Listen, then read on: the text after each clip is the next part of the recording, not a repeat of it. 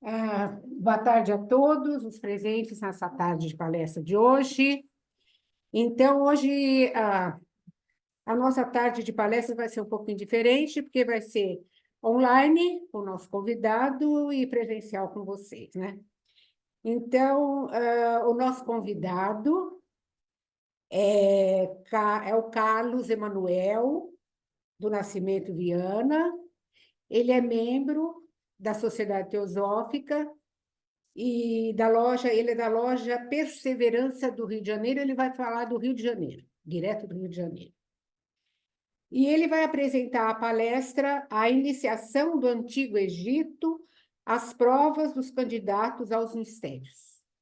Mas antes de começar, eu vou falar os objetivos da Sociedade Teosófica, né?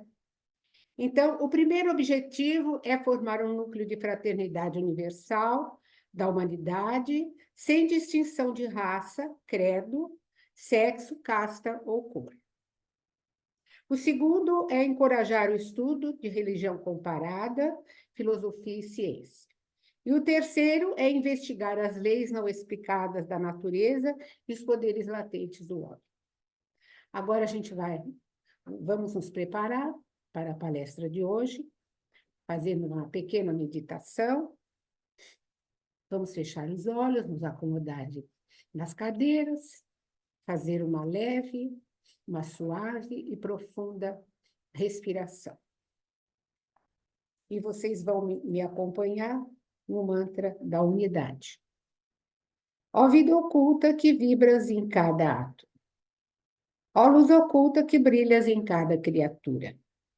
Ó amor oculto que tudo abrange na unidade. Saiba todo aquele que se sente uno contigo, que ele é por isso mesmo uno com todos os outros.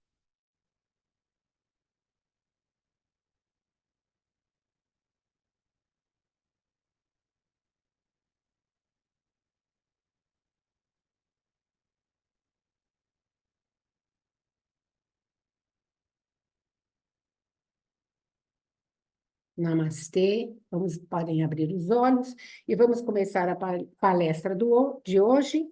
Carlos, então, esteja com a palavra. Obrigado. Esteja à vontade. Muito boa tarde a todos. O tema, eu acredito que ele seja muito caro, né? Ele é um tema muito pesquisado por todas as pessoas que buscam escolas iniciáticas, né? Escolas que se propõem a melhoramento do ser humano, ao aperfeiçoamento do ser humano, né? Então, eu resolvi fazer uma pesquisa bem extensa a respeito do Antigo Egito, que eu sempre tive fascínio, né, pela antiga civilização egípcia. E aí acabou ocasionando esse trabalho que eu vou apresentar para os irmãos hoje. O enfoque das iniciações do Antigo Egito, a gente vai fazer um enfoque nas provas dos candidatos aos mistérios, tá bom?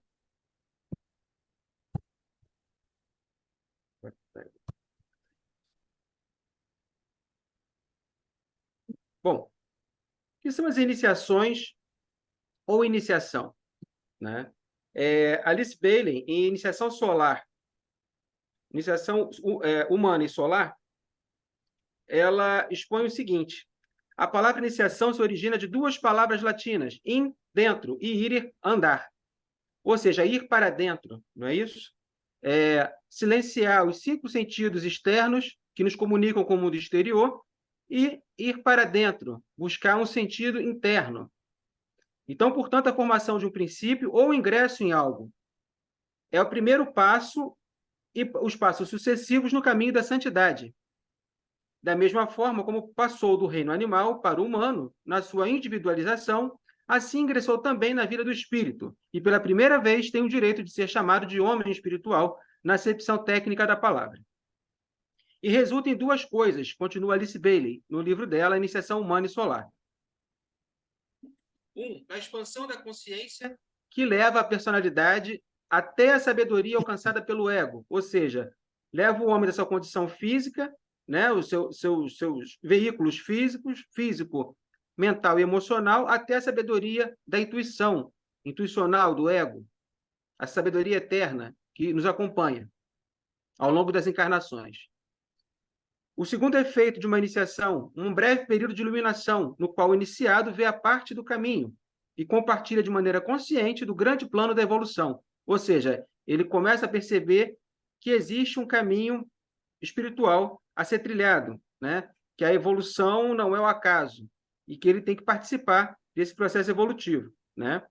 E após essa expansão de consciência, o trabalho maior desse iniciado é em tornar essa expansão parte do seu dia a dia, do seu equipamento de uso prático da personalidade, né? A personalidade, ela tem que absorver aquilo que veio da intuição. Você tem que colocar em prática, né, no mundo, em ação, transformar aquilo em ação no mundo. E a dominar aquela porção do caminho que a gente ainda precisa ser descoberta, né, que a gente não conhece. Então, basicamente, esse seria o conceito de iniciação e as finalidades, né, os efeitos, né, de que resultam da iniciação. Então, todo aspirante deve compreender os mistérios das antigas iniciações para poder praticar em consciência a verdadeira iniciação moderna, né? Como temos hoje diversas associações que se propõem a fazer uma iniciação, como a maçonaria, como os Rosa Cruzes, né? E inúmeras outras associações de pessoas interessadas em se iniciarem, né? Para poder compreender em algum grau a verdade, devemos estudar os símbolos antigos que são o caminho mais reto para a sabedoria, para poder atingir essa sabedoria. Para Jorge Adum, no livro dele chamado As Chaves do Reino Interno, ele diz o seguinte: os egípcios praticavam a iniciação na Grande Pirâmide, e que jamais foi tumba dos faraós. A Grande Pirâmide é fidelíssima cópia do corpo humano, e podemos dizer simbolicamente que é a tumba do Deus íntimo que se acha dentro do homem. Para que o homem volte à unidade com Deus íntimo, deve procurar sua própria iniciação em seu mundo interno. Assim, como nos tempos antigos, o aspirante devia penetrar no interior da pirâmide em busca da grande iniciação. Nessa grande pirâmide corpo, né, estamos iniciados evolutivamente, até chegar à condição de adeptos divinos, iniciadores, por sua vez, dos seres inferiores a nós. A história acadêmica do Egito nos mostra, né, que a primeira dinastia catalogada é de Menes ou Manu, que unificou o Alto e o Baixo Egito. Vai ver lá? Isso há 5.000 anos antes de Cristo. Vai ver só que seu áudio Tem alguém com o microfone aberto. Vamos lá. Obrigado. Entretanto, os mitos egípcios, né, e os gregos, que também levaram a reboque, eles já davam conta de que antes do advento de Manu, ou Menes, né, já haviam deuses e semideuses que reinavam no Egito. Eles eram considerados reis divinos, né, das dinastias da Atlântida e que governaram o Egito por milhares de anos. Isso é o que consta naquele livrinho Pequena História da Maçonaria, do nosso irmão Charles Webster de Witter. Nessa mesma obra, ele relata que cerca de 40.000 anos antes de Cristo, veio do Egito Tote, ou Terhud, mais tarde conhecido como Hermes pelos gregos. Quando os gregos tiveram intimidade, rebatizaram Tote de Hermes. E que restaurou os mistérios, que já existiam nesses 40.000 anos, né? E o Tote, na verdade, nesses 40.000 anos antes de Cristo, ele restaurou uma coisa que já era anterior, mais antiga, né? E ele conseguiu restaurar com o esplendor de outrora, sendo um grande iniciador, né? Os sacerdotes a quem ensinara aprenderam e transmitiam esses ensinamentos e instruções secretas envoltas em mistérios. E de todos os países vinham pessoas, estudantes, a aprender a sabedoria dos egípcios, né? Como é dito até na Bíblia, né? Na Escritura Sagrada cristã, que Moisés sabia toda a sabedoria dos egípcios, né? Toda a ciência dos egípcios. Ele aprendia exatamente essa sabedoria que todos os povos iam lá buscar, cujas escolas se tornaram famosas no mundo inteiro, sendo o hermetismo a base da tradição iniciática.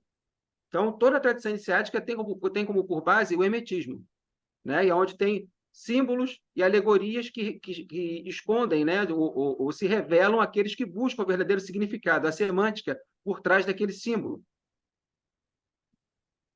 Mas não é só. O hermetismo ele influenciou, né? A gente começa a perceber, durante a pesquisa que fui fazendo, principalmente naquele livro A Ciência Secreta, do Henry Durville, a gente percebe que o Egito ele influenciou toda a tradição civilizatória do Ocidente, né? Não só a questão da iluminação espiritual, através da teogonia e cosmogonia.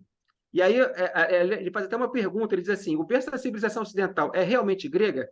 Porque as pessoas entendem que a filosofia grega é o berço da civilização do Ocidente. E ele entende que não. E chegamos à conclusão, junto com ele, que também não. Que o berço da civilização ocidental é egípcio, vem do hermetismo, né? Tanto que os escritos de Hermes influenciaram os mistérios órficos, né? Mistérios de Orfeu, os ensinamentos de Pitágoras, os diálogos de Platão. Isso tudo consta lá do livro que eu mencionei agora há pouco, né? A Ciência Secreta, do Henri Durville. Nessa mesma obra é relatado que... Bom, não, onde eu parei? Desculpa. Vamos lá. Antes de entrar nos mistérios egípcios e nas iniciações propriamente ditas e suas provas, temos que abordar o verdadeiro significado dos deuses Osíris, Ísis e Horus. É pelo simbolismo desses deuses que o ser humano tomava consciência da vida eterna, que ele não era só apenas o corpo físico, e que ele poderia atravessar para uma outra margem da vida, vencendo a morte. Então, era um mistério de adquirir, ainda estando vivo no corpo físico, a consciência plena do Espírito Divino, da imortalidade, e era isso que se dava o nome de iniciação. Esse processo de iniciação era representado pelo mito de Ísis e Osíris, que era a base de todo o Egito antigo. Era relacionado com os três mundos: o mundo espiritual, do espírito puro, o mundo das almas intermediário e o mundo físico, a manifestação. Haviam três personagens com relação a cada um desses mundos. O espiritual representando Osíris, a unidade de tudo, a alma por Ísis e o material, o mundo físico, por Sete. Depois surge Horus, que era um ser perfeito, a consciência plena da unidade na matéria, como uma ponte entre o espírito perfeito e a alma, e ainda assim estando na Terra. Então, vou fazer um apanhado rápido sobre a lenda do mito de Osíris, para a gente poder ter uma noção de como era representado isso para os egípcios, né? Então, disse, né, que como eram os reis eram os deuses, né, no período anterior ao conhecimento escrito, o Sete resolveu fazer uma festa e ele construiu um sarcófago, construiu um esquife, né, um caixão. E nesse caixão ele resolveu brincar, só que com os outros deuses que ele chamou para essa festividade. E falava que cada deus tinha que entrar naquele caixão e, se coubesse, saberia quem era o deus, que era o dono daquele caixão. E todos os deuses foram entrando e ninguém cabia. O único que coube foi Osíris. Quando ele acabou de entrar no caixão, Sete fechou o caixão, a lenda é essa, fechou o caixão e soltou no rio Nilo. Ele navegou durante muitos e muitos e muitos anos. E Ísis, sendo irmã, esposa de Osíris, muito preocupada, resolveu procurar esse caixão onde estava. E ela procurou ao longo de todo o Nilo, vindo a encontrar dentro de uma árvore. Depois de muitos anos, o caixão já tinha sido escondido por uma árvore, porque a árvore cresceu em volta do caixão. E ela recuperou. Sete, sabendo disso, o que ele fez? Novamente sequestrou Osíris e, dessa vez, dividiu em 14 partes e espalhou por todo o Egito, né, ao longo de todo o Nilo. Ísis, inconformada novamente com a crueldade de Sete, resolveu recuperar as 14 partes do irmão e conseguiu reunir 13 partes. Dessas 13 partes, né, ele se tornou Osíris, aonde unificado, só que não conseguia mais vir à matéria, porque faltou uma parte. Ele não conseguia mais se multiplicar na matéria. Então, ele continua sendo um espírito puro. Ele foi ressuscitado em espírito. E esse foi o trabalho de Ísis. Bom, nesse mito tem vários símbolos, conceitos simbólicos, né? Osíris representando o espírito, Atma, que a gente conhece na teosofia, a unidade com o absoluto, Atma e Atman, né? Como falam os vedantinos. Mas, quando manifestado, ele está presente na multiplicidade da vida física. E como ocorreu na sua divisão em 14 pedaços espalhados, né? Então, ele se manifesta em todo ser. Ele é o Atma, Atma Atman. Então, todo ser tem dentro de si Osíris, o Atma, né? Ao mesmo tempo, Sete é responsável pela divisão, pois representa o mundo físico manifestado, que tem o seu lado considerado que nós chamaríamos de lado mal, só que não é um lado mal, né? É o lado da manifestação, que precisa, é Deus querendo se conhecer. Então, quando os pedaços não têm, ele só se torna lado mal quando ele não tem, esses pedaços não têm a consciência, quando os seres não têm a consciência que tem uma única origem e que procedem desse único ser, né? E que pode se reunir novamente, que existe um caminho de volta a essa unidade do espírito. Mas quando tem a alma, a Ísis, representada por Ísis, ela tem esse papel de reunião, da sabedoria, do amor que leva à união desses pedaços. A tomada de consciência faz-se ponte de novo entre o espírito e a matéria.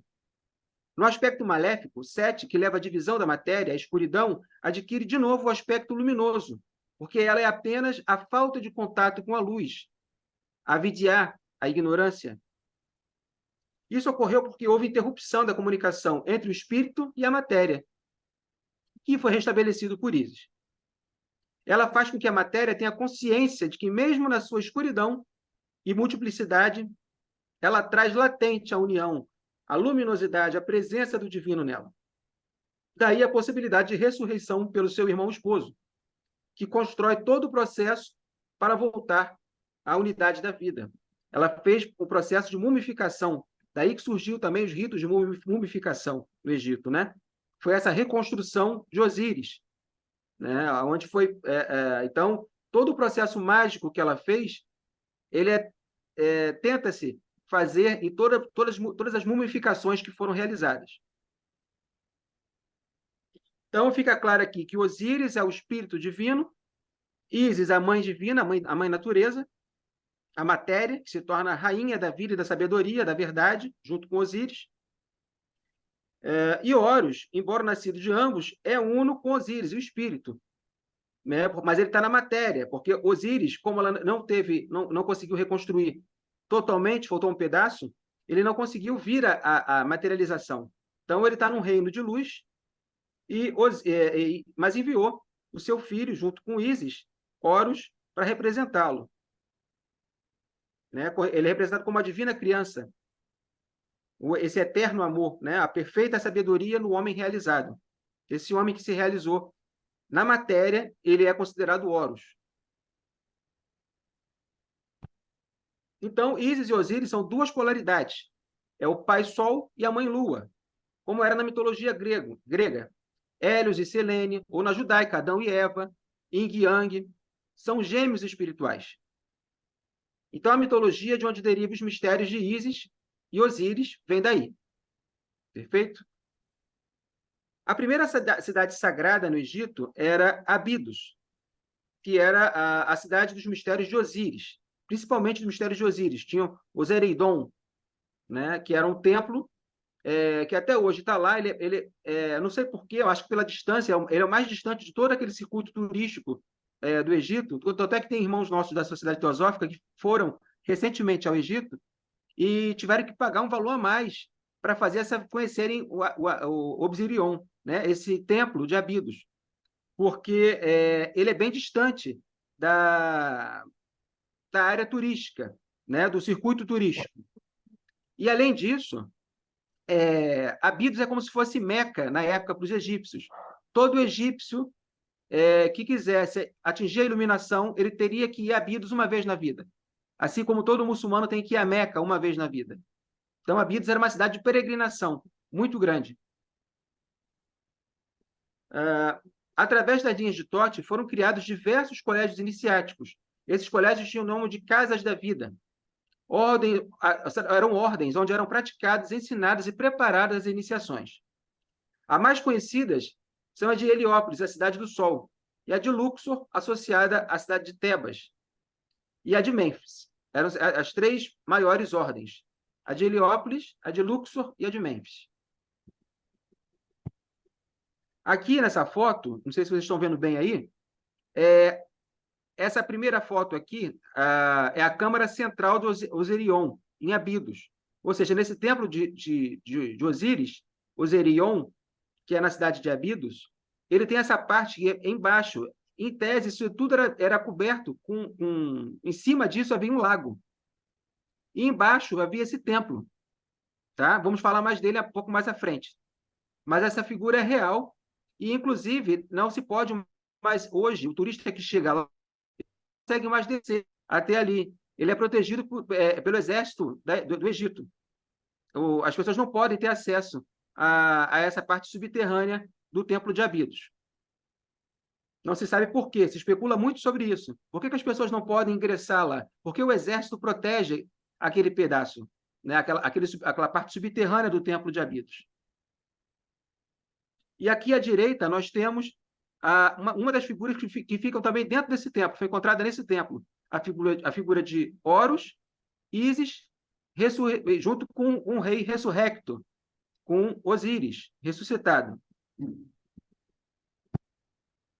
Mas o que eram os mistérios no Antigo Egito, afinal? Né? A gente pode perguntar, mas o que eram esses mistérios?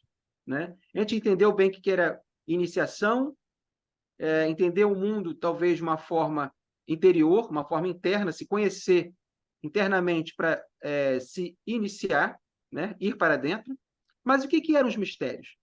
No livro A Vida Oculta na Maçonaria, do nosso irmão Leadbeater, ele relata que esses mistérios eram grandes instituições públicas, mantidas pelo Estado. Eram centros da vida nacional e religiosa, a que acudiam aos milhares as pessoas de melhores categorias.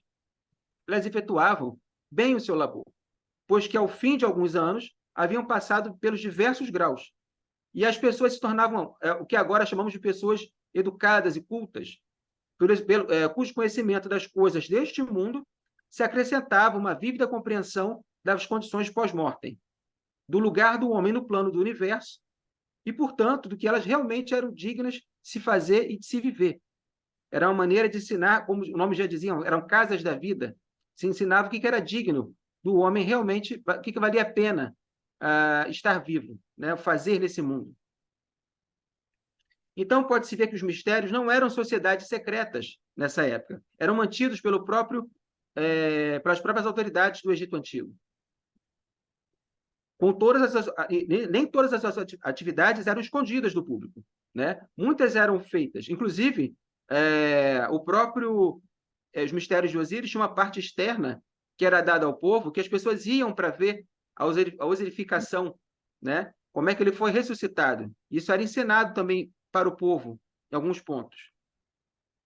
Não era explicado com detalhes, com a sabedoria esotérica, mas aquilo era representado também para o povo. Bom, no Egito, todo mundo sabia da existência desses mistérios, né? Então, quase todo mundo sabia dessa relação da vida após a morte e a preparação para esse fim, mas que eram revelados somente aos iniciados, mediante o solene compromisso de sigilo. O poder verdadeiro era exercido pelos sacerdotes e hierofantes. Os verdadeiros iniciados nos mistérios tinham poder, e esses hierofantes tinham esse poder espiritual. O poder temporal era exercido pelos faraós, mas eles eram também iniciados pelos hierofantes. Então, via-se que havia quase que um poder paralelo entre o hierofante e um faraó.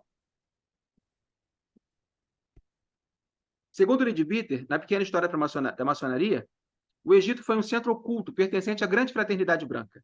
Daí a grandeza de outrora daquele país e da mesma fraternidade que supervisionava todo o esquema da iniciação egípcia, que tornou-se modelo dos mistérios para todas as nações vizinhas.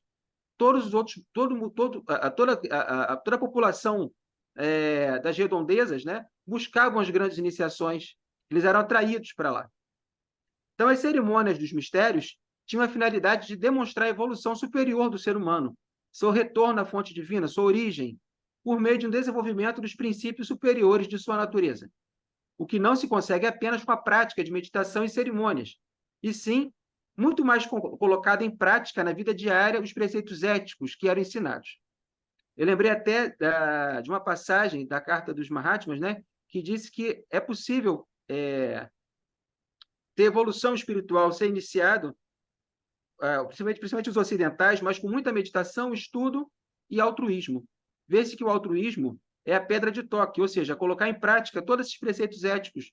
Se pode meditar muito, né? Se pode estudar muito, mas se não colocar em prática, pouca serventia terá para a sua iluminação como ser. Então, isso é que levava à senda da santificação. Se houvesse o esforço do iniciado para sua integral união com o Osíris, essa luz oculta, chegando à perfeição humana. Bom, a gente vai ver que como esse ensinamento era passado e a forma como os iniciados que já estavam preparados, eles eram testados para obter esse verdadeiro conhecimento que buscavam. Todo o esquema da iniciação dos mistérios egípcios dava um roteiro completo da evolução espiritual do homem, mas só cabia a cada candidato se diligenciar para colocar em prática e tornar real em sua consciência o que estava sendo simbolizado no ritual. Ou seja, o ritual ele dependia, né, que para não ser uma cerimônia vazia de sentido, dependia que a própria pessoa colocasse ali de maneira diligente a sua consciência, estivesse presente no ato. Então, os mistérios eram divididos em graus. Os mistérios egípcios se dividiam, né, tinham duas partes, né, os mistérios menores, os esotéricos, e os maiores, que são os esotéricos, os mais reservados. A base das cerimônias das iniciações do Antigo Egito foram descritas por vários autores da Antiguidade. Como o caso do Jâmblico, que viveu de 245 depois de Cristo a 325 depois de Cristo, era um filósofo neoplatônico, né, autor de Mistérios Egípcios e Teurgia. Foi escrito por Apuleio, que ele descreve, inclusive, com detalhes as iniciações dos mistérios de Ísis e Osíris. Ele foi iniciado, a princípio, o registro é no século II depois de Cristo. Plutarco, que é filósofo platônico, escreveu o livro de Ísis e Osíris.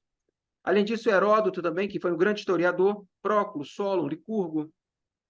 De acordo com Henri Durville, naquele livro A Ciência Secreta, no volume 2, a entrada do templo na planície de Gizé, do templo de Gizé, onde se originavam as iniciações, era uma pequena porta aos pés da esfinge, que veio a ser redescoberta recentemente.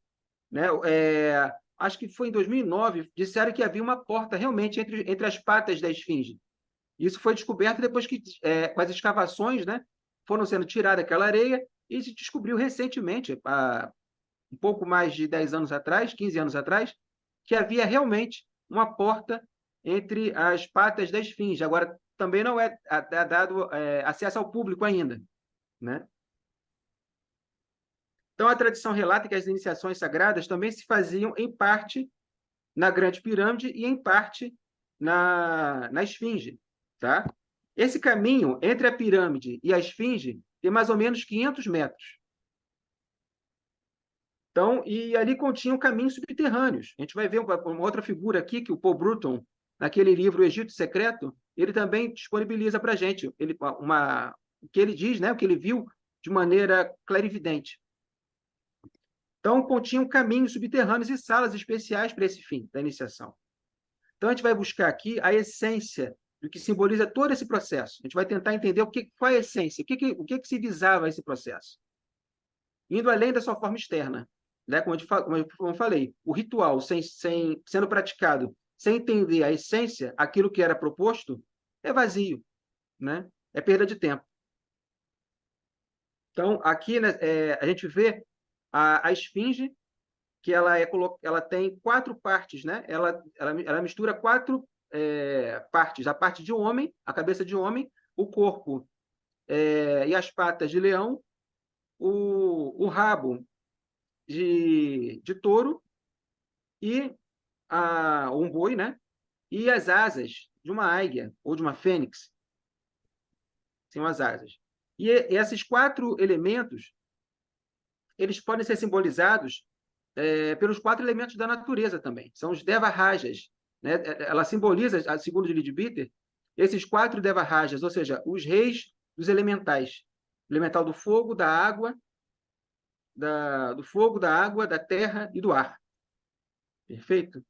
Então, inclusive na visão teosófica, mais da frente a gente vai perceber isso também, que existem os elementais que estão nos construindo, né? São os elementais mentais, os físicos e os emocionais, que eles, vamos dizer assim, a tendência deles para ele evoluir é evoluir, porque eles constroem os nossos corpos para estarmos aqui. Só que existe, nesse processo, o que se percebe que existem elementais superiores. Não existem só esses que fazem a criação da fisicalidade. Existem outros superiores que vão te conduzir ao caminho de volta, né?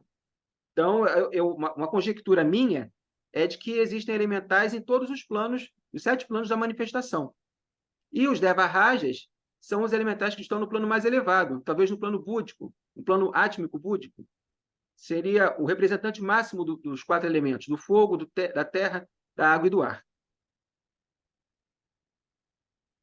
Inclusive, é interessante notar que a esfinge, né, muito se fala desses 4 elementos, só que... um minutinho só.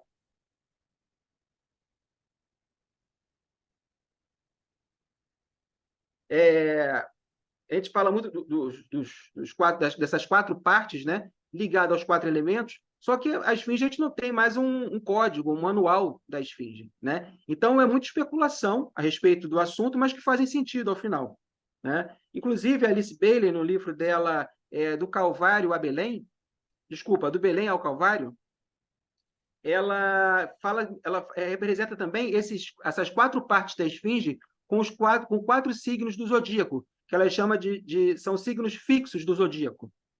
Ela coloca assim: misticamente se fala do céu como do templo e da eterna consciência de Deus. Seu altar é o sol, cujos braços ou raios representam os 4 cantos ou a cruz cardeal do universo, que se tornaram os 4 signos fixos do zodíaco.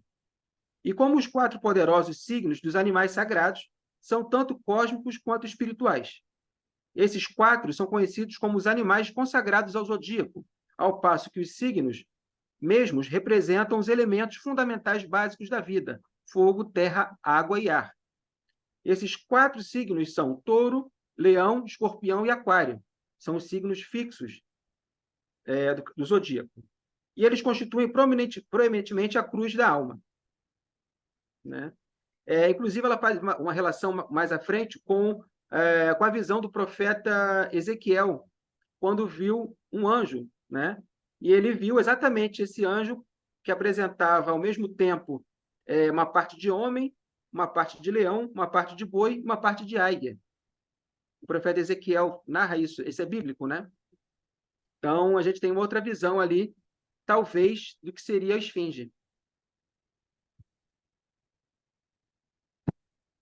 Aqui é a imagem que eu falei do livro do Egito Secreto, do Paul Broton, e aí tem essa descoberta recente, que eu também fui ver, que abaixo da esfinge, acho que é de 2013 ou 2014, todo ano, a cada período, mais ou menos, de 2, 3 anos, alguém descobre algo novo, né? Aquele pedaço ali, né? Aqueles 500 metros ali, entre a esfinge e a pirâmide de Gizé, né?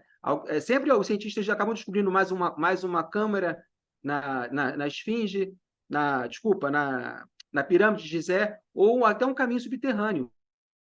Isso foi recentemente, né? Vocês derem no Google, vocês vão descobrir, vocês vão ver que tem essas descobertas bem recentes. E aqui é mostrado, né? A parte onde tem a superfície de areia atual e onde tem mais os degraus atuais, né? E lá embaixo, onde estaria a escadaria secreta. Uma escadaria está, na verdade, soterrada, né? Está debaixo da terra, debaixo da areia. A pessoa que fosse iniciada, ela vai ter que passar por todo esse percurso aqui. A pessoa que vai se colocar diante dos primeiros mistérios, né? Da primeira iniciação. Ela teria que passar por todo esse percurso de 500 metros debaixo da esfinge até chegar na pirâmide de Gizé. Tá? Isso aqui foi feito pelo Paul Bruto numa visão clarividente dele. Tá? E depois a ciência vem comprovando, paulatinamente, pouco a pouco, né? Que existem realmente passagens, né, naquele caminho ali. Bom, e aí a pessoa, quando se dirigia a essa iniciação, ele passava pelos mistérios menores de Ísis, que a gente viu lá que tinha os mistérios maiores e menores, né? Os mistérios menores são exotéricos, onde qualquer pessoa poderia fazer, e os mistérios maiores, que são esotéricos, que exigiam um preparo maior. Nos mistérios menores de Ísis, se ensinava ao iniciado que existe um plano astral, logo após a morte física.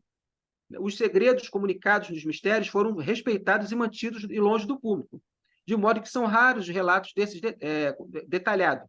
Tá? Mas a gente encontra alguma coisa ainda no Lexicon of Masonry, de Mackey, e também na obra do Abade Terrasson, que ele conta a história de Cetus e Amadeus, que é a história entre um mestre e um discípulo. Também citado na mesma obra do Henri Durville. Jâmblico também traz alguns detalhes, e Apuleio.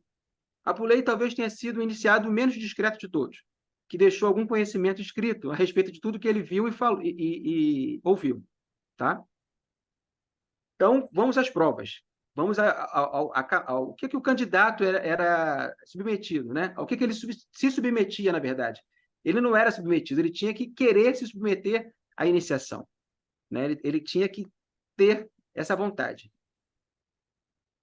Primeiro, ele passava por uma preparação, que era castidade durante alguns dias, uma dieta com exclusão de qualquer tipo de alimento animal e uma purificação com banhos cerimoniais. Ele tinha que tomar, durante esses dias, né, que se praticava a castidade e não se alimentava de animais, ele tomava banhos de purificação. A segunda prova já era da própria prova da admissão, né, onde fazia-se testes de inteligência e de força moral, para saber se ele realmente estava apto a prosseguir na iniciação. Não se admitia falhas ou hesitação. Se fosse aprovado, seguia para as provas seguintes, que seriam passadas no subterrâneo da esfinge e da pirâmide. Então, ele era colocado à meia-noite, era conduzido por 2 sacerdotes, de olhos vendados, até chegar na entrada da esfinge, naquela porta, como eu disse, né, entre as patas da esfinge. É interessante que eu observo que esses 2 ajudantes seriam quase como o eu superior ou nosso anjo da guarda, porque você está vendado.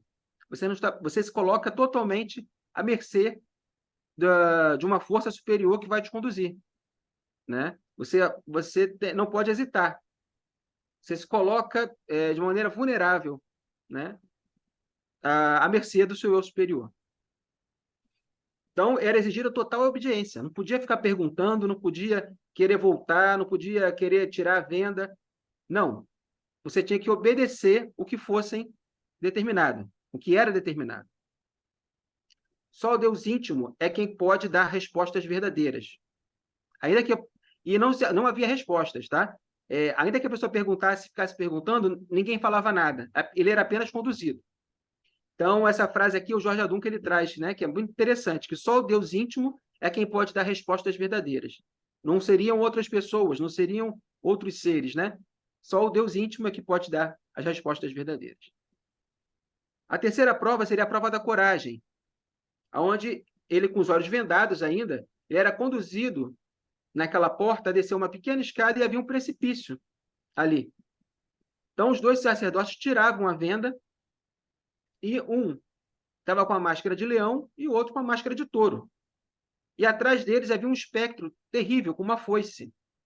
Uma coisa estranha com uma foice. E se a pessoa, nesse momento, tivesse medo, né, diante daquela cena e quisesse fugir ou desmaiar, ele não podia ser mais iniciado naquela vida. Tá? A iniciação era algo único, como continua sendo algo único. A pessoa não poderia pedir novamente ingresso nos mistérios egípcios. Se ela desistisse naquele momento, ela nunca mais voltava a ser iniciada. Só talvez numa outra encarnação, né? Então, ele se defrontava com aquela cena. Mas se ele se mantivesse firme, ele passava na prova da coragem, que é exatamente essa prova da coragem. E se ele tivesse mais atento ainda, ele ia perceber que o leão e o touro representam uma figura, o leão, uma figura solar, e o touro, uma figura lunar. E esse fantasma, uma foice, seria Saturno, o tempo, né? Mostrando que o tempo passa. E se você não se decidir, o que que você quer, ou você vai viver a vida da matéria ou a vida do espírito. É isso. Acho que o emblema maior é esse da prova da coragem. Decida-se agora. Ou então o tempo vai te engolir. O tempo vai passar e você não vai trabalhar em prol daquilo que é eterno, e sim em prol daquilo que é perecível. Então, segundo Jorge Adum, a porta estreita da pirâmide é a mesma porta estreita do Evangelho, que conduz à salvação. Está sempre aberta, porém, para poder nela entrar, o homem deve inclinar-se ou dobrar-se a si mesmo, conduzindo-se ao mundo interno, com o pensamento. O passadiço apertado que conduz ao reino de Deus dentro do corpo. Porque o caminho da perdição é amplo, disse Jesus. O guia é o bom desejo ou aspiração, e o candidato é o próprio homem. E agora vamos entrar na prova da humildade, que eu até pergunto se seria a prova da terra, porque ele vai começar realmente a passar pela porta estreita. Então, davam para ele uma lamparina, e ele teria que passar por uma galeria bem baixinha, ele teria que se curvar naquela galeria para poder passar com a lamparina, ao longo da qual ele tinha que engatinhar com as mãos em alguns pedaços e com os joelhos, né? Até a abertura de um poço, no qual o guia vinha atrás e mandava ele descer. Ele estava sendo guiado nesse momento. Era escuro e frio, e ele ouvia dizer: aqui perecem todos os tolos que cobiçam o conhecimento e o poder. E aí começava a prova do abismo. Ele olhava após essa descida e havia um poço que estava à sua frente, que não tinha aparentemente nada que o auxiliasse a descer. Ele não via nada na frente dele, apenas o abismo. Então a morte parecia iminente, porque se ele voltasse, ele sabia que não poderia ser mais iniciado. Ele até poderia voltar, ele tinha direito de voltar ali. Só que se ele voltasse, ele não poderia mais pedir acesso aos mistérios no Antigo Egito. Então, ele via apenas como se fosse a morte iminente. Se ele hesitasse, voltava e acabou tudo. Então, era como um abismo escuro. E, segundo Jorge Adum, esse precipício seriam os desejos que conduzem à parte inferior do corpo humano. Se tentasse descer, o guia, que vinha logo atrás dele, mostrava uma escada oculta. Tendo coragem suficiente, era mostrado que havia uma escada oculta, mas que os degraus acabavam antes do fim. Depois eu comecei a pensar que fosse a descida do pensamento. Né? Nosso pensamento desce a um certo ponto em que parece que tem fim. Né? A gente não consegue entender o sagrado de maneira completa. Então, existia uma janela nesse último degrau que o conduzia a uma galeria estreita e sinuosa, e as portas gradeadas fechavam-se. Logo após a passagem do candidato, se deparava com uma porta com a seguinte inscrição: o mortal que percorre essa estrada, sem hesitar, nem olhar para trás, será purificado pelo fogo, pela água e pelo ar. E se puder superar a morte, o medo da morte, emergirá das entranhas da terra, tornará a visitar a luz e reivindicará o direito de preparar sua alma. O direito de preparar a sua alma para a recepção dos mistérios da grande deusa Ísis. E aí eu pergunto, né, que tem uma fórmula da antiga alquimia medieval, vitriol, que seria visitar o seu próprio interior. Então ele passou pela involução, mas chegado nessa etapa, começa a ascender depois de ser provado pelo fogo, pela água e pelo ar. No final desse corredor, encontrava 3 sacerdotes com máscaras em forma de cabeça do deus Anubis. Eles alertavam o aspirante sobre os perigos que o rodeavam e os que viriam acontecer, e orientavam que deveria prosseguir de maneira imperturbável. Se a resposta fosse positiva, os 3 guardiões abriam a porta, uma porta pesada de ferro, o candidato passava e essa porta era fechada. E não tinha mais como retornar. Mas ele era encorajado a continuar, apesar dos perigos. Era alertado que haviam perigos, mas que ele deveria continuar. Então, a partir daquele momento, realmente não havia mais como voltar. Segundo Jorge Adum, isso eu achei interessante também, que ele fala que há 3 iniciadores nos 3 corpos, que nos guiam nessas etapas antes de chegarmos ao altar dos mistérios maiores. Ou seja, no corpo físico, no corpo mental e no nosso corpo astral, existem elementais iniciadores que podem nos conduzir à unidade do espírito, à unidade de conhecer a unidade do espírito. E aquela porta que se fechou para ele seria a porta da morte, que você não tem como voltar depois que morre, não é? Só tem que seguir. O caminho é para frente.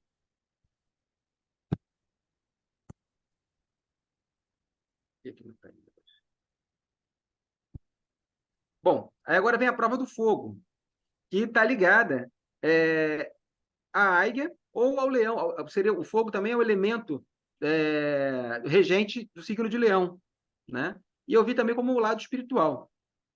Era a prova mais espantosa no seu aspecto, porque pode ser considerado também como a base da coluna vertebral, né? Onde tem um fogo sagrado que é mencionado na Índia, né? Que é a base da coluna vertebral, onde existe um fogo sagrado. Então, nesse caminho agora solitário, via à sua frente uma sala com luz branca e viva. Quando ele entrava nessa câmara, esse fogo estava por toda parte, por todas as paredes, todas as grades. E parecia que nenhum ser poderia passar incólume daquele fogo. Entretanto, ele passava correndo, né, para poder não se queimar, e era breve, era uma fase breve, você não podia ficar se demorando ali. O juramento prestado fechava toda a saída e a força de vontade de passar pela iniciação deveria ser mais forte do que o medo das chamas. Bom, João Batista, né? Aí eu me lembrei também de João Batista dizia dos seus discípulos na Bíblia, né? Eu vos batizo verdadeiramente com água, porém aquele que virá depois de mim batizar-vos-á com fogo e com o Espírito Santo, que seria uma gnose. A natureza divina, a natureza, ou seja, um representando a natureza divina, o outro a natureza terrena. Para Jorge Adum, essas chamas no corpo constituem o fogo criador e são as emanações do Espírito Santo, o corpo puro. Depois vinha a prova da água, que pode ser ligada ao elemento do signo de Escorpião, e talvez estivesse ligada à parte touro da esfinge, né? Ligada ao emocional, ao astral.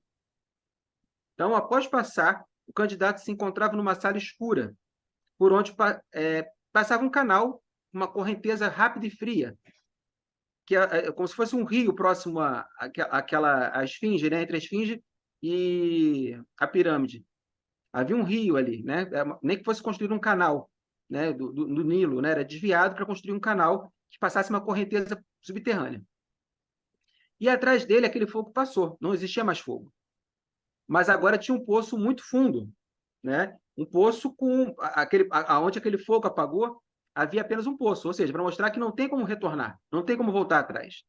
Esse é o esquema da iniciação, né? A partir do momento que você se inicia na visão mais profunda, não há como voltar atrás.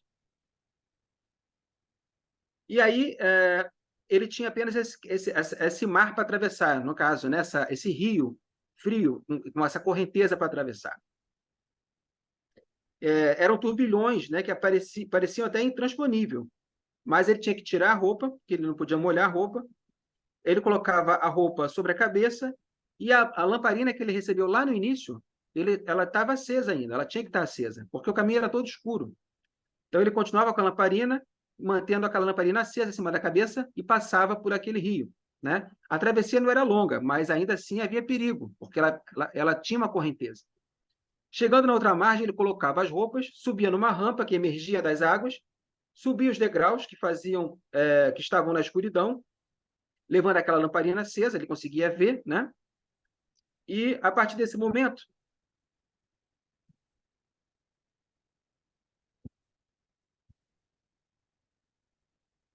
opa, acho que eu passei muito. A lamparina acesa. Aí aqui continua, né? Quando o iniciado vence. Na verdade, isso aqui são colocações do Jorge Adum que eu achei muito pertinentes a respeito dessa prova, dessas provas que ele acabou de passar, né? Quando o iniciado vence esse mundo, e este corpo astral de desejos, a gente falou do emocional, da água, né? Pode penetrar a inteligência da natureza e levantar os véus de Ísis. Então, ele coloca ali como vencendo o emocional, né? O homem que se entrega à satisfação de seus desejos grosseiros encontra-se agarrado por esses elementais. Eles se apoderam dos átomos mentais para criar formas com as quais encadeiam um homem, aprisionam o homem, né? O homem que está aprisionado no kama manas, né? A mente aprisionada pelos sentidos e pelo astral, pelas emoções. Esses elementais têm suas escolas internas dentro do homem, porém só dão seus ensinamentos às pessoas que os dominam. E esse domínio deve ter base no amor. Bom, as 7 divisões desse mundo estão povoadas por elementais de desenvolvimento diferentes. Os inferiores nos incitam aos desejos baixos, ao passo que os superiores nos ensinam a sabedoria das idades passadas, quando a chispa divina do homem entrava na densidade da matéria.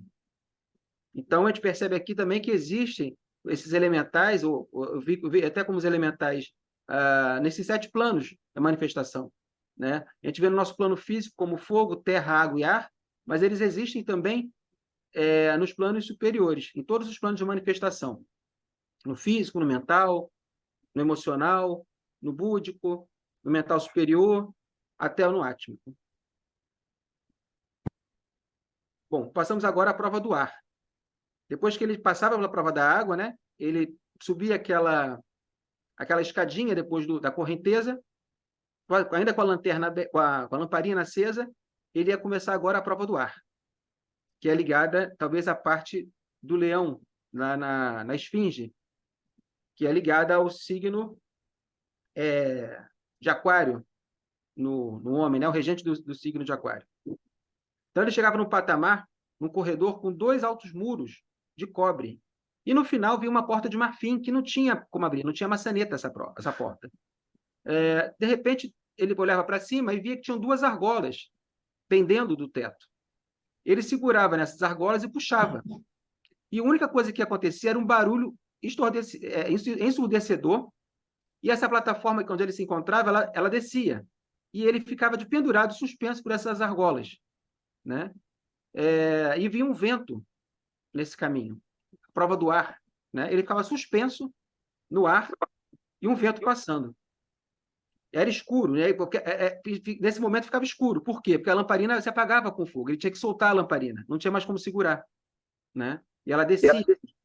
Então ficava assim suspenso por um curto período de tempo, mas você sabe, esse barulho, a plataforma voltava à posição original e a porta de marfim se abria. Aí, uma outra citação que eu achei muito interessante da chave dos mundos internos do Jorge Adum. Ele fala: os elementais superiores do ar possuem inspiração em qualquer ciência ou arte. Os inferiores se interessam muito pelos fenômenos espíritas, ou seja, os metafísicos, né? A questão mesmo de materializações. Logo após ele abrir a porta, havia o Colégio dos Magos para recepcioná-lo, né? Por essa porta entrava um aposento muito iluminado, depois daquela escuridão toda que ele passou, né? E se deparava com um grande grupo de sacerdotes de Ísis, vestidos com suas insígnias místicas, e que davam boas-vindas. E davam também um copo d'água para esse candidato, para esse iniciando, né? Que estava ali, já era um iniciado, né? Um copo d'água pura para ele se purificar das últimas impurezas que poderiam vir com ele até o templo de Ísis. Então, na iniciação interna, deve, né, caso o candidato, o neófito, dominar os elementos inferiores para ser servido pelos superiores, como a gente está falando aqui agora. Então, uma vez dominados uns e servidos pelos outros, chega um homem à onisciência, podendo, desse modo, conhecer, ou melhor, reconhecer as histórias do passado e ver o futuro. Os elementos do ar estimulam e guiam nossa mente aos pensamentos altruístas e elevados por meio da visualização interna. Quando o homem domina o fogo sexual na prova do fogo, ele impregna a região de sua mente com átomos luminosos solares. Os elementos do ar são os depositários dos arquivos da natureza. Tudo quanto se deseja o homem conhecer. Encontra ele nos arquivos, em mãos desses elementos que dentro de nós habitam. Eu fiz até talvez uma relação com os registros acásticos, né? Parece que fica tudo armazenado pelos elementos do ar. Então, são muitos amigos, como diz aqui, o Jorge Adum coloca também aqui, que esses elementos do ar são muito amigos dos simples e humildes, e por isso vemos que muitas verdades saem da boca de crianças e dos pobres de espírito, como diz no Evangelho, ou seja, os humildes, né? Como estão nos Evangelhos. Porém, são elas muito obedientes, esses elementos são muito obedientes aos homens que alcançaram o domínio mental pela concentração, sempre que tem um fim construtivo.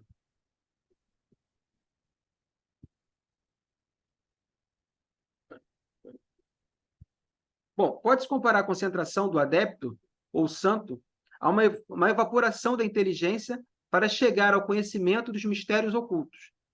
Mas as provocações dos materializadores, hipnotizadores, etc., têm por objetivo a materialização do sutil e diáfano, para poder julgar através dos sentidos físicos. É ao contrário, né? Então, no primeiro método, se espiritualiza a matéria, e no segundo método, se materializa o espiritual, criando poder assim conhecê-los. Então, ele faz o Jorge Adum faz essa, que para mim foi muito pertinente, né? Essa relação que o adepto, o santo, ele tenta exatamente materializar, aliás, espiritualizar a matéria, enquanto que alguns materializadores, hipnotizadores, né, mal intencionados, eles fazem ao contrário. Eles materializam aquilo que seria espiritual, para tentar conhecer com os 5 sentidos. Então, todo discípulo que se vangloria de seus poderes afugenta de si mesmo os elementos superiores do ar. É uma questão de correspondência, de ligação, né? Se você tem um pensamento puramente altruísta, de doação, esses próprios elementos se aproximam de você, esses elementais superiores. E se você não tem esse amálgama, né, algo a atrair esses espíritos superiores, só quer coisas para si, né, vítima do egoísmo, do seu próprio egoísmo, só os elementais inferiores é que vão se agregar. Bom, o objetivo da iniciação externa é dar ao aspirante um símbolo de como dominar seus pensamentos depois de haver dominado seus instintos e emoções. Essa é a única vereda que leva à unidade.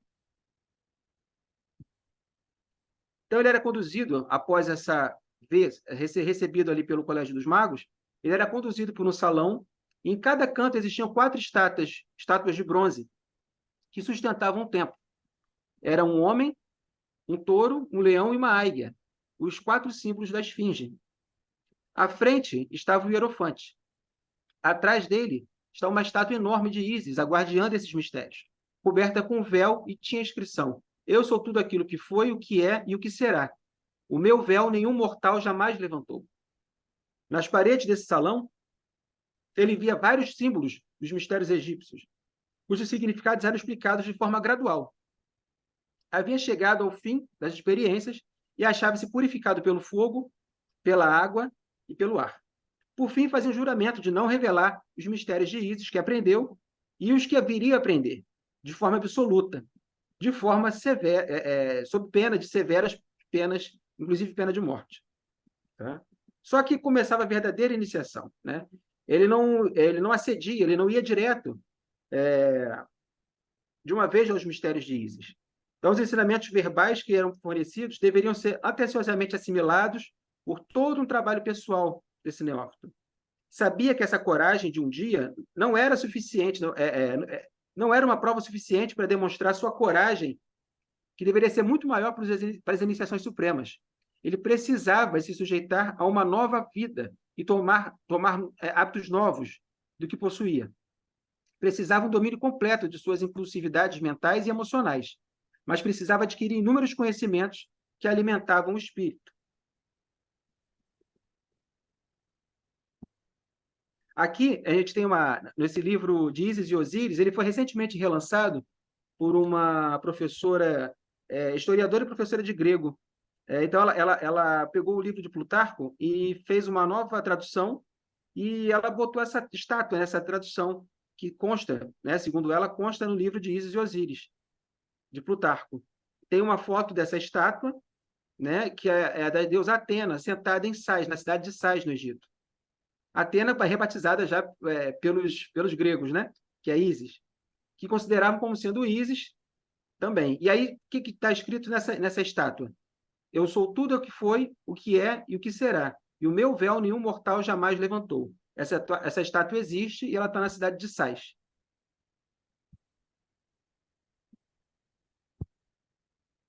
Então, o neófito recebia lições de uma moral superior e aprendia a se dominar, exatamente como tinha vencido os perigos externos na terrível noite das provas.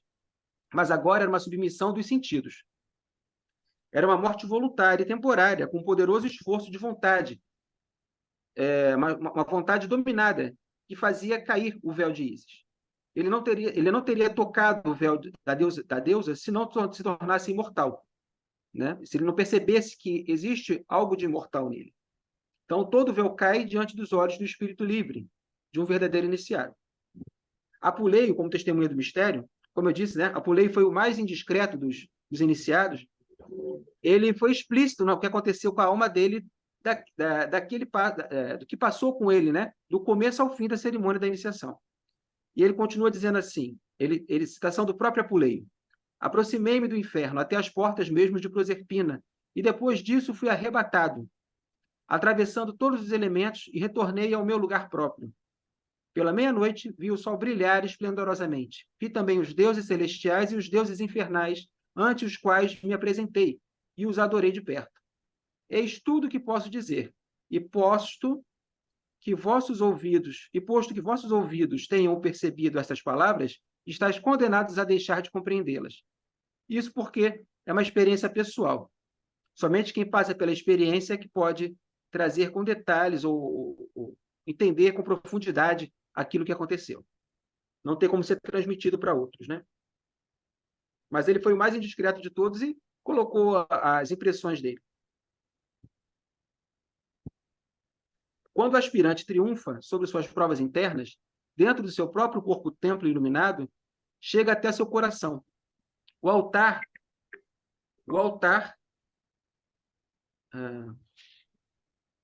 do Deus íntimo.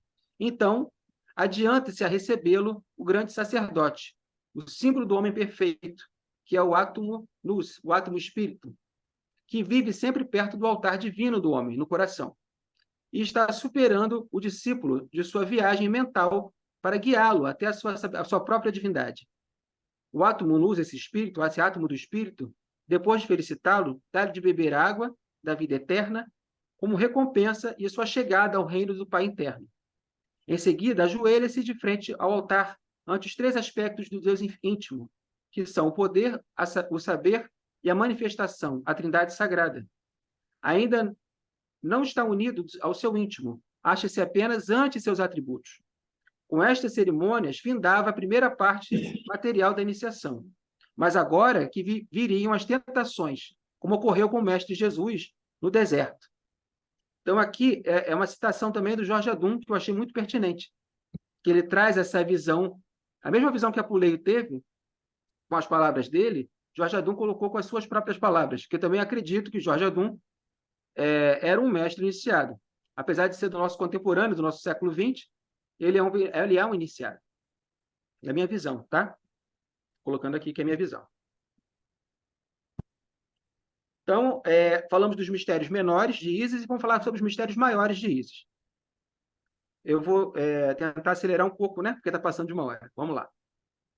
Os mistérios maiores de Ísis. Os testes que nós vimos nos mistérios menores eram praticamente iguais. Só que agora, com uma severidade maior. Né? Inclusive, Leadbeater coloca assim, no Pequena História da Maçonaria. Pois teriam que enfrentar seus perigos astrais agora. Não era mais a questão apenas dos elementais físicos, né, que ele passou. Ele teria que enfrentar realmente perigos astrais. Mas estas provas mais severas de coragem e autodomínio não eram exigidas do iniciado que queria apenas um estudo árduo, que você poderia estudar, apenas fazer parte de estudos, né? Que chegava nem mesmo saber dos outros estágios. Diz que essa primeira fase de estudos poderia levar de 7 a 12 anos, no qual, além das instruções sobre a vida póstuma do plano astral, tinha um curso que compreendia as 7 ciências liberais. Então, o iniciado no mistério de Ísis, nos mistérios menores, ele aprendia gramática, lógica, retórica, aritmética, geometria, música e astronomia. Assim, existia um círculo mais fechado nos mistérios de Ísis, de estudantes escolhidos com cautela para estudar profundamente o plano astral. E era somente nesses círculos que se exigiam essas rigorosas provas, descritas de forma parcial nos livros, pois teriam contato com os mistérios maiores e mais sagrados da iniciação egípcia. Então, da mesma forma como nos mistérios menores, os mistérios maiores exigiam uma preparação. Um banho preliminar, a ideia do batismo, né, ao longo de alguns dias, vestir roupas brancas, né, na intenção de pureza, e se dirigir a uma cova ou caverna durante alguns dias, acompanhado de alguns sacerdotes iniciados.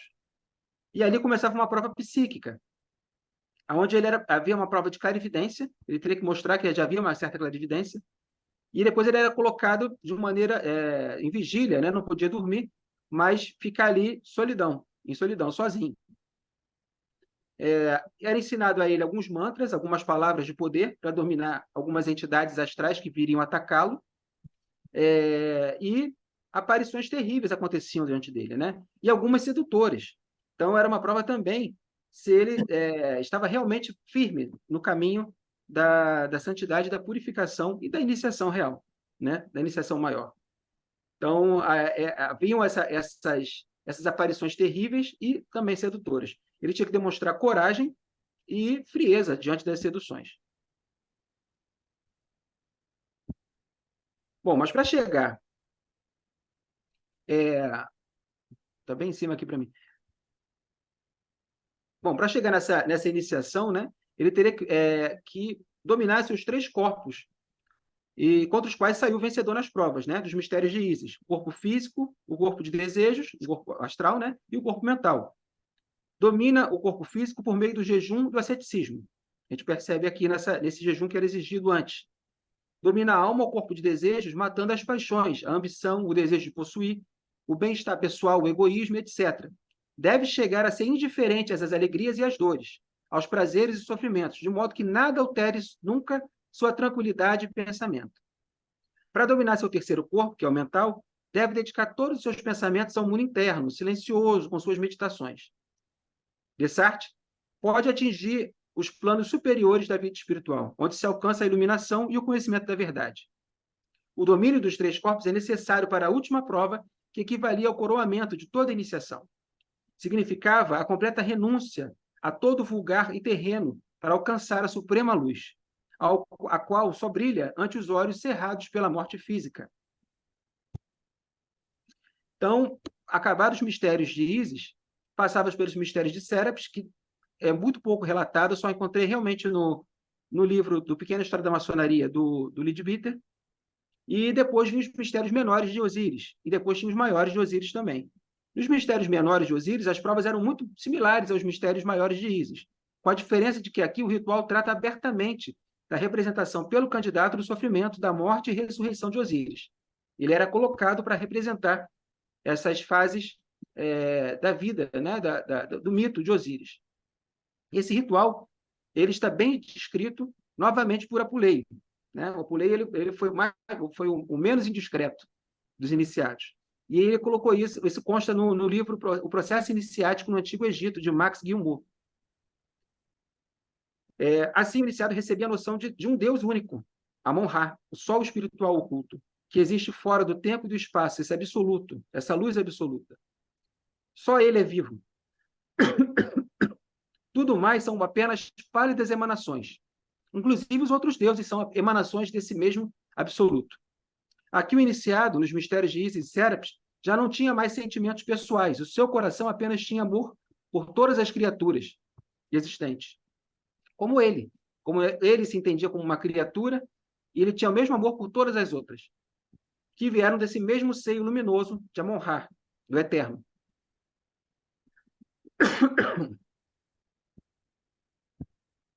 Então, desprendido de tudo que era transitório, ele começava um novo ciclo. E essa deveria ser a última experiência que o conduziria à luz absoluta.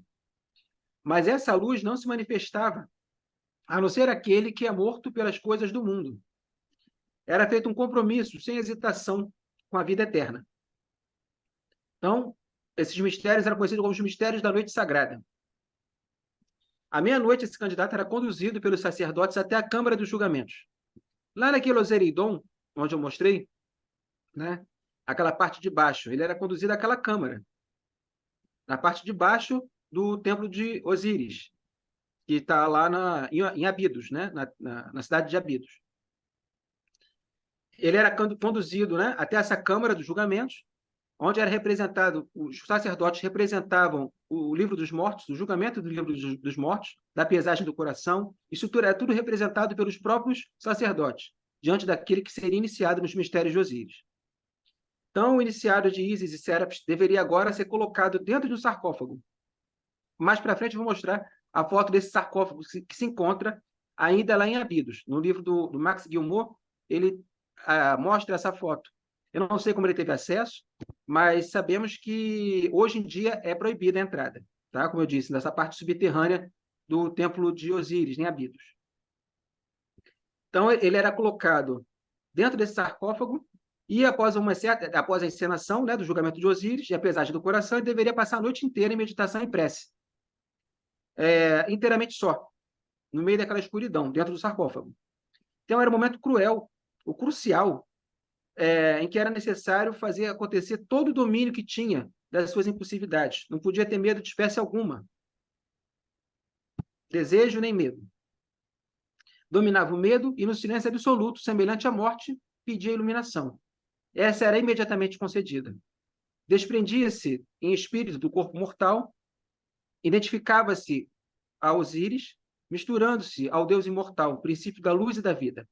Segundo Adum, realizava a projeção do corpo astral, arrastado pelas correntes dos mundos superiores, ascendia às alturas, onde lhe era dita a última palavra, onde conhecia o último segredo da absoluta verdade.